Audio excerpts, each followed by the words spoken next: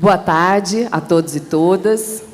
Bom, primeiramente, minha gratidão com essa comissão organizadora e também aproveito para parabenizar pela realização do EMPEG, pela organização, pela bonita abertura de ontem, né? Num momento tão delicado como esse que nós estamos vivendo, a realização desse EMPEG em Belo Horizonte é uma grande oportunidade de estarmos juntos, de nos aproximarmos e de nos fortalecer, né? Eu acho que é o momento da gente pensar o ensino da geografia e pensar também sobre os rumos que a política tem imposto para a gente, essas novas agendas, essas pautas, né? Eu vou tentar tratar um pouco disso. Trago uma contribuição, né? A minha fala é norteada por uma preocupação com a escola e com o ensino de geografia, que enfrenta pautas, que enfrenta agendas no cotidiano e que precisam, ao meu ver, serem reforçadas para não serem silenciadas. É preciso transformar com poesia, abro com Mayakovsky, é preciso transformar a vida, é preciso cantá-la em seguida, mas é preciso arrancar a alegria do futuro, né? Nesta vida, morrer não é difícil, né? O difícil é a vida e seu ofício. Começo acompanhada também por uma leitura geográfica, e acho importante delimitar alguns marcos teóricos da minha leitura, e a geografia, eu trouxe uma fala do Conte, num livro dele, pequenininho, que ele fala sobre a geografia física e as relações sociedade e natureza, mas eu acho de uma boniteza essa perspectiva geográfica do Conte, que traz a geografia como a mais singular das ciências, né? Como aquela geografia que permite associar os fatos heterogênicos e diacrônicos, mas, ao mesmo tempo, ainda muito comprometida com as questões da sociedade e da natureza, né? E o Conte fala, a geografia, os limites dela são os da inteligência, e os seus horizontes são infinitos. Eu gosto bastante disso. Um outro marco teórico, para mim, é o papel da geografia. E aí eu uso de uma reflexão do Gilberto e da Catuta, que eu ainda acho muito atual para pensar o papel da geografia, que é ensinar o aluno o entendimento da lógica que influencia na distribuição territorial dos fenômenos. Para isso, faz-se necessário que o estudante tenha se apropriado ou se aproprie de uma série de noções, habilidades, conceitos, valores, atitudes, conhecimentos e informações básicos para que o pensamento ocorra ou para que o entendimento e o pensamento sobre o território ocorra. É em função dessa reflexão que, posteriormente, devemos fazer nossas opções sobre os conteúdos a serem trabalhados juntos aos alunos, para que não tenhamos o esvaziamento do conhecimento, o esvaziamento da reflexão geográfica. É por uma leitura geográfica de mundo que nos apoiamos no ensino da geografia, né? O ensino da geografia que tem os objetos de conhecimento, que são os saberes escolares referentes ao espaço geográfico e considerada relevante também para a formação do aluno, né, que são resultados de uma cultura geográfica elaborada cientificamente pela humanidade, considerada relevante ainda hoje para uma formação cidadã.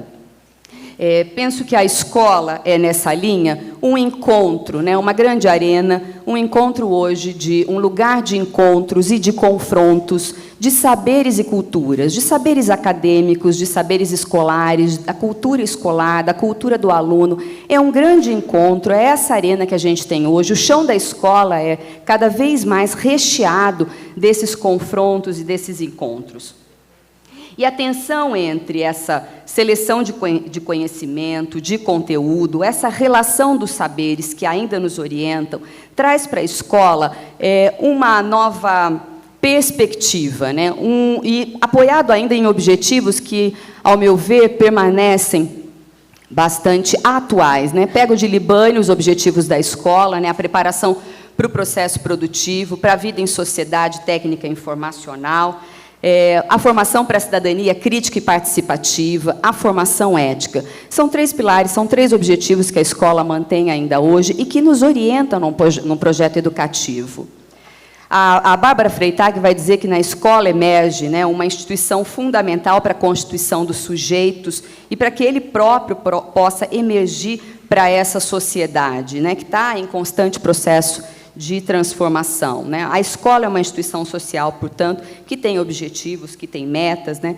Ela surge com um papel hoje, na atualidade, nesse processo de pluralidade, que é o tema da nossa reflexão de hoje à tarde, para mim, com 3 grandes papéis importantes, né? E o primeiro, com esse papel do espaço de convivência entre estudantes de diversas origens, costumes, dogmas religiosos, com visões de mundos diversas daquela que se compartilha em família. Isso está presente na escola, isso chega com uma força muito grande. Um outro papel grande que a escola tem nesse processo é da aprendizagem das regras de espaço público para um convívio democrático com a diferença.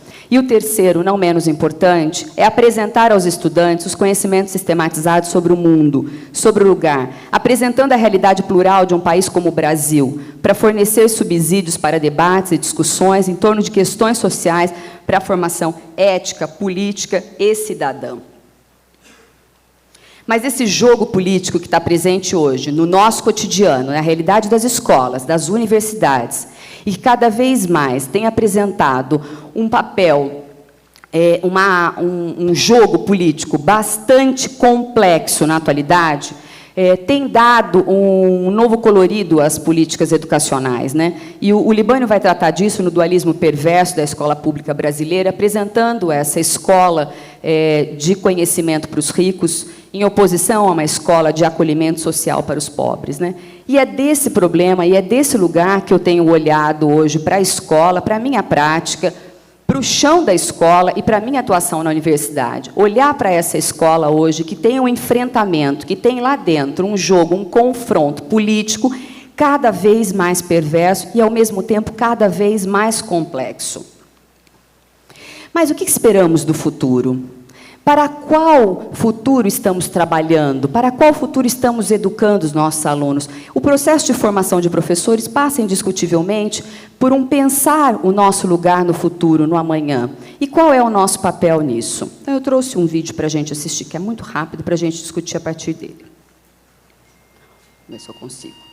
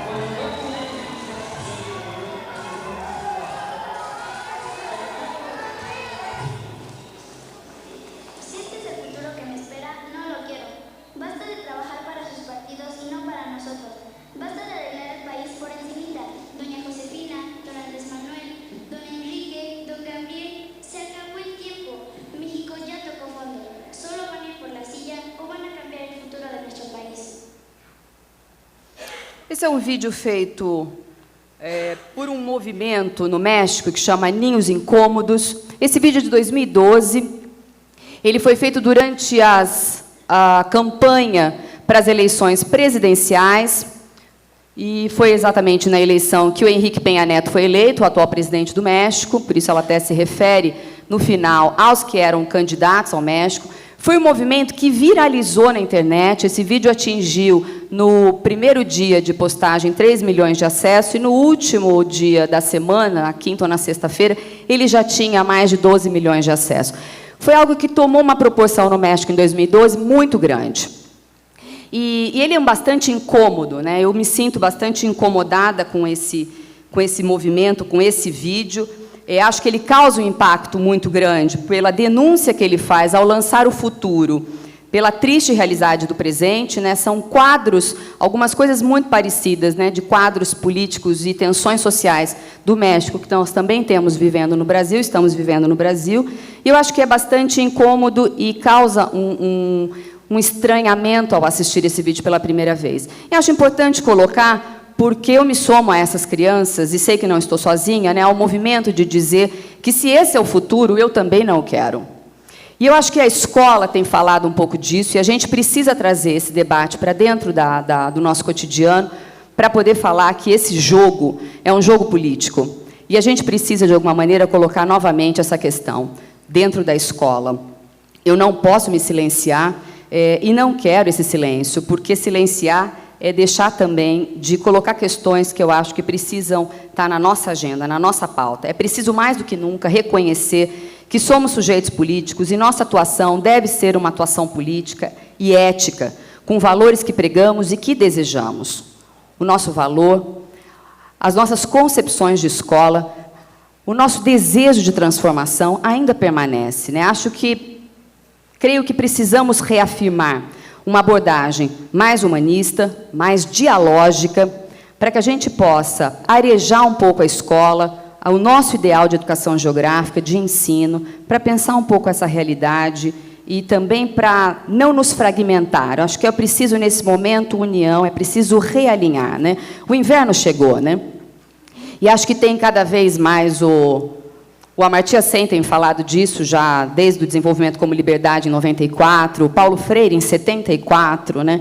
É preciso mais do que nunca rejeitar esses sistemas de aprendizagem que alienam os indivíduos e que o tratam como mercadorias, né? Assim como práticas sociais que dividem e desumanizam as pessoas. Porque a minha humanidade, Sartre já disse isso para nós, né? A minha humanidade está ligada à sua, pois só podemos ser humanos juntos. Eu acho que é uma educação para a diversidade, para a cidadania, essa bandeira que eu trago para defender hoje, nesse debate, nessa mesa. Tomo do canadense Peter McLaren a compreensão que tenho de multiculturalismo, um multiculturalismo que é uma leitura bastante crítica, né? A nossa agenda de educação para a diversidade e cidadania nunca foi tão urgente e necessária, né? É uma educação geográfica hoje para a pluralidade sociocultural, mas ela pede uma ação crítica e uma ação transformadora e de resistência, né? Minha leitura se apoia no canadense, para quem as diferenças devem ser reafirmadas dentro de uma agenda política de crítica e de compromisso social com a justiça social, né? Os números que eu apresento são do relatório da Unesco de 2012, e também tem os dados da última pesquisa feita pela Flaxo, coordenada pela Miriam Abramovay, e a PNAD. Os números são assustadores ainda. Nós estamos falando de um processo cada vez mais excludente. A educação e exclusão no mundo e no Brasil assusta num primeiro momento e depois nos anestesia. Os dados estão cada vez mais perversos, cada vez mais excludentes, a coisa está piorando e a velocidade, ao mesmo tempo, nos engessa. Nos causa um estranhamento inicial para, no momento seguinte, nos anestesiar, né? No mundo os dados são ruins e no Brasil não é diferente, né? Os jovens entre 15 e 19 anos somam ainda quase 6 milhões que não concluíram o ensino fundamental. Desses nós temos 35% que já estão em abandono, já estão em evasão. 20 milhões é o número de pessoas entre 20 e 39 anos que não completaram o ensino obrigatório, ou seja, 1/3 da população nessa idade. Mas nós sabemos quem são os excluídos, né? Os excluídos têm cor, têm raça, têm credo. Nós conhecemos esses excluídos, desses dados perversos, né? Faz 2 anos que o menino sírio morreu afogado. Lembra do menino sírio? Que foi um marco no debate da migração europeia. Naquele momento, o mundo inteiro ficou extremamente consternado. Faz 2 anos. Hoje não falamos mais, né? O que era para ser revoltante tornou-se banal. E o amanhã sempre pode trazer algo pior do que o hoje. O hoje é tão passageiro que é quase impossível me chocar, né? Mas os excluídos são esses, nós sabemos quem são, nós sabemos, inclusive, que eles não têm acesso a uma série de coisas, inclusive ao poder, né? Porque onde há poder, ele se exerce. Ninguém é, propriamente falando, seu titular. E, no entanto, ele sempre se exerce em determinada direção, com uns de um lado e outros de outro. Não se sabe ao certo quem o detém, mas se sabe ao certo quem não o possui. Isso está em Foucault, em Microfísica do Poder, e me parece cada vez mais atual, né? São leituras que a gente fez e que não são nem um pouco novas, mas elas são extremamente atuais. Porque o processo de exclusão e de inclusão é cada vez mais perverso e tem sido acelerado por uma lógica neoliberal, política, que nós também conhecemos, e ela está entre nós já há algum tempo, né? Mas a inclusão é isso, ela acontece. Eu acho que a inclusão é o que pede, é a pauta necessária que a gente tem hoje dentro da escola, e é uma inclusão que tem novas miradas, e não apenas a inclusão de pessoas que não têm acesso à escola, mas daquelas que estão na escola e que querem permanecer nela. Esse binômio de inclusão e exclusão está vinculado a essa problemática da desigualdade social, característica hoje dessa estrutura, dessa sociedade capitalista em que vivemos, é reforçada por essas políticas neoliberais, e é nesse contexto, penso, que a questão deve ser colocada. Temos o direito à diferença, né? O Boaventura diz isso, e é cada vez mais necessário reafirmar que nós temos direito e que a igualdade deve ser perseguida. A ideia de diversidade tomo da Nilma Lima Gomes, né, que é a diversidade pensada como uma produção social das diferenças. Esse é o chão da escola, uma arena de conflito, uma arena de encontro, de confrontos, onde muitos temas, muitas pautas e uma agenda política se faz hoje presente. E não podemos esquecê-la de dentro da universidade. É preciso cada vez mais reafirmá-la, para não silenciar. A escola, como parte integrante da sociedade, reproduz essas relações de desigualdade, não só entre homens e mulheres, mas também entre brancos, negros, indígenas, heterossexuais, gays, lésbicas e bissexuais, entre travestis e transexuais, entre pessoas com deficiência e sem, entre os que têm diferentes religiões. A escola pode e deve combater essas desigualdades, pois ainda permanece no seio da escola formar cidadãos, né? Essa é a diversidade que carrego, é com essa diversidade que eu acho que a gente precisa caminhar dentro da escola pela inclusão, pela tentativa de discutir com a escola, que também é produtora de desigualdade, que é produtora de desigualdade, questões como essa, né? Essa também são os dados da PNAD 2012, a PNAD que foi feito de saúde do escolar, e que traz questões ainda mais sérias, né? Também bastante assustadoras, né? A discriminação de gênero ainda são causas de processo de exclusão social. Nós temos 41% das pessoas transgêneros tentaram suicídio devido à falta e aceitação social, quando a média nacional é de 4,6%. A evasão escolar entre travestis e transexuais no Brasil chega a 73%. De que escola inclusiva estamos falando, né? 56% dizem que mudariam sua conduta se soubessem que o colega de trabalho é homossexual. Mas, para mim, o mais assustador é o último dado, que diz que 15% dos brasileiros acham que a homossexualidade é uma doença, e o percentual entre os professores é de 16%. Por isso que eu acho que essas pautas precisam estar nas nossas agendas e não podem ser silenciadas. A escola sempre teve muita dificuldade de lidar com a pluralidade, com a diferença, né? Diz a Vera Kandal. Tende a silenciá-las e a neutralizá-las. Historicamente, nós assistimos isso. Sente-se mais confortável com a homogeneização e a padronização. Mas é preciso abrir espaços para a diversidade, a diferença e para o cruzamento de culturas, que constitui o grande desafio hoje a enfrentar. É essa escola que a gente precisa discutir, é para essa escola que nós precisamos trabalhar. A diferença nos enriquece, o respeito nos une, trabalhemos por uma geografia mais inclusiva, pelo ensino da geografia. Acho que nós temos algumas pautas, algumas agendas que estão presentes, E, mais do que nunca, né, somos todos o UERJ, somos contra a escola sem partido. Existe um movimento hoje nacional contra a reforma agrária, contra a reforma do ensino médio. E antes que eu termine, é necessário deixar um registro, né, minha gente? Um fora Temer, né, a esse governo golpista. Que possamos fazer uma geografia e um mundo com mais respeito, com mais tolerância e ética, mais comprometida e humana. Porque na nossa luta cabe tudo, né? Como diz Leminski, cabe pedras, noites e poemas. Muito obrigada.